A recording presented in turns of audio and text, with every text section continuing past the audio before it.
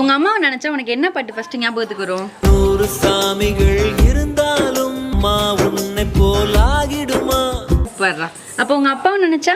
தெய்வங்கள் எல்லாம் தோற்றே போகும் தந்தை அன்பின் முன்னே. Super super. அப்ப உன் க்ளோஸ் ஃப்ரெண்ட நினைச்சா? அப்ப என்ன நினைச்சா? சோலி முடிச்சு. மரணம் என்னும் தூது வந்தது, அது மங்கை என்னும் வடிவில் வந்தது. மரண